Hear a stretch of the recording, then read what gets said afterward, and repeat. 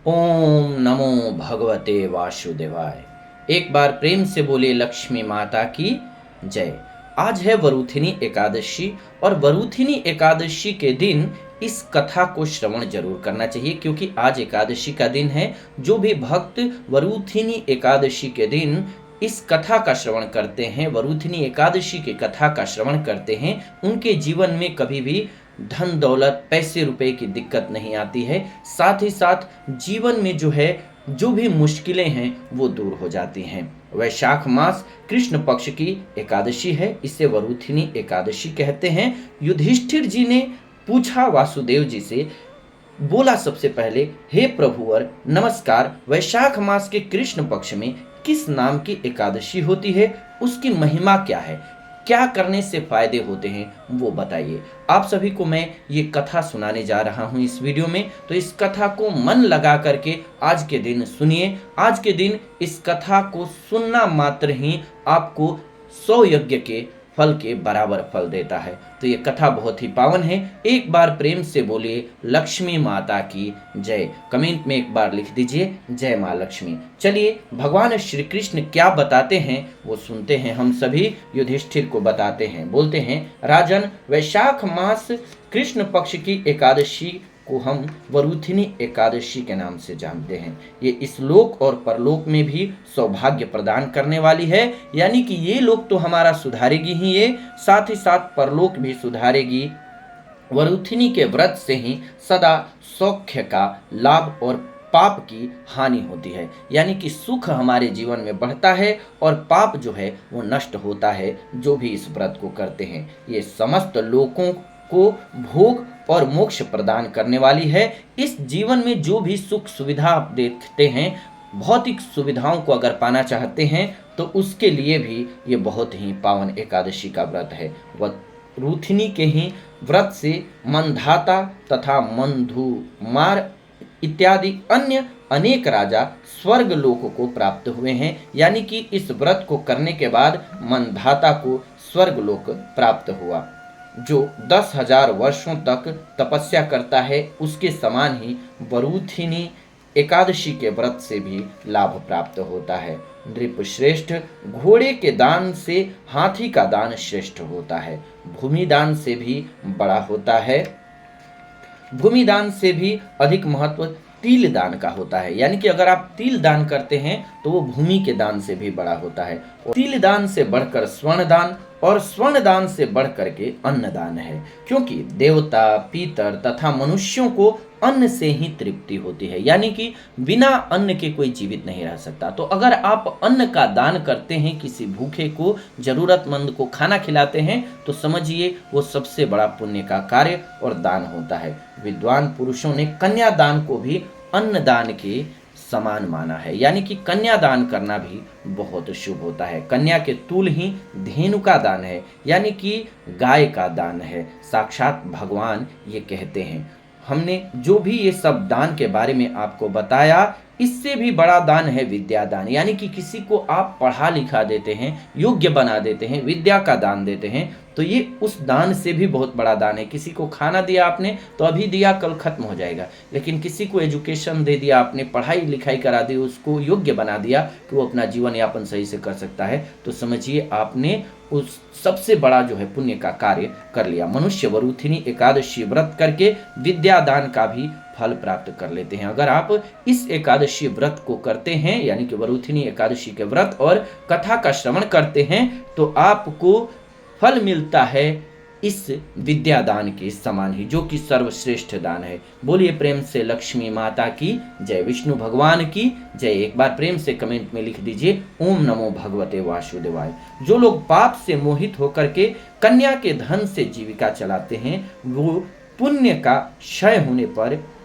यातनामय नरक में जाते हैं, यानी कि कन्या का, यानी कि बेटी का धन जो खाते हैं उन लोगों को कभी भी मोक्ष की प्राप्ति नहीं होती है, बल्कि नरक की प्राप्ति होती है। बेटी का धन नहीं खाना चाहिए, इसीलिए सर्वथा प्रयत्न करके कन्या के धन से बचना चाहिए। भगवान कहते हैं कि कन्या का धन नहीं खाना चाहिए, उसे अपने काम में नहीं लेना चाहिए। जो अपनी शक्ति के अनुसार आभूषणों से विभूषित करके पवित्र भाव से कन्या का दान करता है, उसके पुण्य की संख्या बताने में चित्रगुप्त जी भी असमर्थ हैं। यानी कि उसको इतनी पुण्य की प्राप्ति होती है, आप बेटी को योग्य बनाते हैं, अपने पैर पर खड़ा करते हैं, तो ये सबसे पुण्यदायक फल होता है। और उस बेटी का दान यानी कि कन्यादान करते हैं। वरूथिनी एकादशी करके भी मनुष्य उसके समान फल प्राप्त करता है। यानी कि ये दान जितना महत्वपूर्ण है, उतना ही महत्वपूर्ण इस वरूथिनी एकादशी व्रत के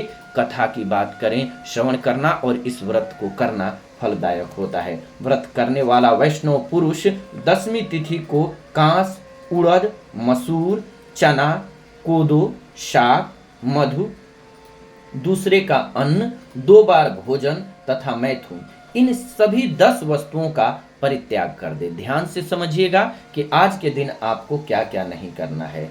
तो आपको कांस, उड़द, मसूर, चना, कोदो, शाक, मधु, दूसरे का अन्न यानी कि दूसरे के घर का दिया हुआ या कुछ भी खाना नहीं खाना चाहिए आज के दिन, नहीं तो आपका जो फल होता है एकादशी का उस व्यक्ति को भी मिलता है।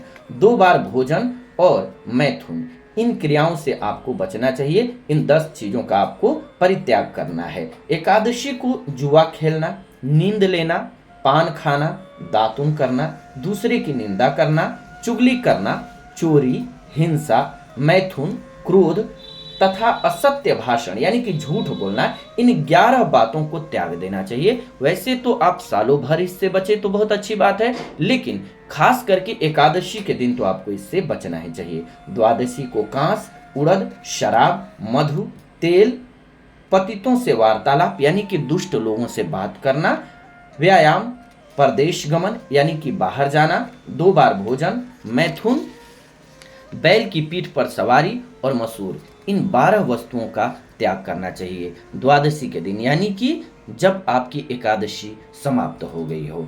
राजन, इस विधि से वरूथिनी एकादशी की जाती है। रात को जागरण करके यानी कि आज के दिन जागरण करना है, जागरण के समय में इस कथा का श्रवण करना है, यानी कि वरूथिनी एकादशी व्रत का कथा श्रवण करना है। आप इस कथा का श्रवण करें आज के दिन, बहुत ही पुण्यदायक फलदायक है। बोलिए प्रेम से लक्ष्मी नारायण भगवान की जय। प्रेम से जय माता दी कमेंट में लिखते चलिए। जो भगवान मधुसूदन का पूजन करते हैं आज के दिन इस कथा का श्रवण करते हुए, वे सब पापों से मुक्त होकर के परम गति को प्राप्त होते हैं। अतः पाप भीरु मनुष्यों को पूर्ण प्रयत्न करके इस एकादशी का व्रत करना चाहिए। अगर आप व्रत किए हुए हैं तब तो बहुत अच्छी बात है। बोलिए प्रेम से विष्णु भगवान की जय। और अगर आपने नहीं किया है तो भी शुद्ध मन से नहा धो करके कम से कम इस कथा का श्रवण करें और जितनी समय तक आज शुद्ध रह सके, इन पाप कर्मों से बच सके, उतना बचने का प्रयास कीजिए, बहुत शुभ रहेगा। यमराज से डरने वाला मनुष्य अवश्य वरूथिनी एकादशी का व्रत करें। इसके पढ़ने या फिर सुनने, अगर आप वरूथिनी एकादशी व्रत की कथा को पढ़ते हैं या फिर श्रवण करते हैं तो आपको सहस्त्र गोदान का फल मिलता है और मनुष्य सब पापों से मुक्त होकर के भगवान विष्णु के लोक में प्रतिष्ठित होता है, यानी कि वहां पर उनका स्वागत अच्छे से होता है। आपका कहा मैंने कि इस कथा को सुनना और इस व्रत को करना, एकादशी व्रत को करना जो है पाप से मुक्ति दिलाता है और आपका लोक और परलोक दोनों सुधारता है। यानी कि इस लोक में माता लक्ष्मी की कृपा प्राप्त होती है, लेकिन परलोक आपका कैसे सुधरता है? तो भगवान विष्णु श्री हरि नारायण की कृपा आपको मिलती है और श्री हरि नारायण की कृपा जिस पर होती है उसका जीवन धन्य हो जाता है। सभी पापों से मुक्ति दिलाने वाली, आपको गोदान, कन्यादान के फल के बराबर फल देने वाली ये एकादशी है।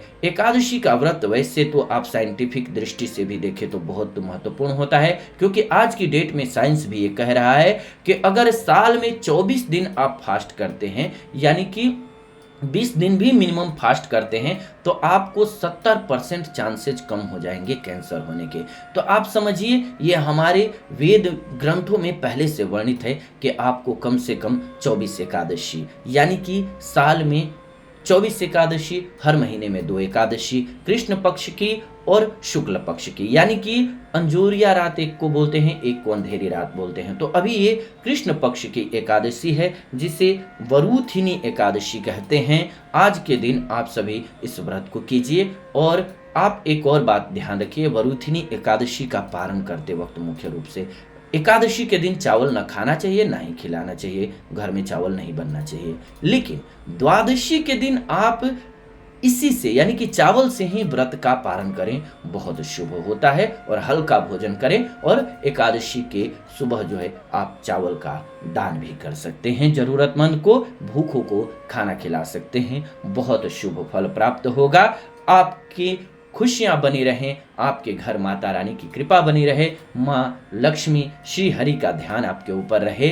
आप सभी प्रेम से इस कथा का श्रवण किए, इसलिए आपका दिल से धन्यवाद। आप सभी इस कथा का श्रवण करें और प्रेम से श्री हरि नारायण का जाप करें मन में। आप कमेंट में भी आप श्री हरि का नाम जरूर लिखें, जैसे राधे राधे या फिर जय माँ लक्ष्मी या फिर ओम नमो भगवते वासुदेवाय। भगवान विष्णु को और माता लक्ष्मी को साथ में याद करें और इस कथा का श्रवण करने के साथ साथ वीडियो को लाइक करके अन्य लोगों तक भी पहुंचाएं और पुण्य में भागीदार बने। जितने लोगों को ये कथा श्रवण होती है उतना ही ये धर्म का कार्य करने के लिए भगवान भी कहते हैं कि आप उसको बढ़ाते हैं तो आप पर भगवान की कृपा होती है। तो आप इस वीडियो को लाइक, शेयर और कमेंट जरूर करें। और आप सभी के लिए ऐसी ही कथा लेकर के, ऐसी ही नई वीडियो लेकर के हम इस चैनल के माध्यम से आते रहते हैं। तो ऐसी नई वीडियोज के लिए चैनल को सब्सक्राइब कर लें, बेल नोटिफिकेशन को ऑन कर लें। मिलते हैं आपसे नई वीडियो में नई जानकारी के साथ। तब तक आप सभी खुश रहें,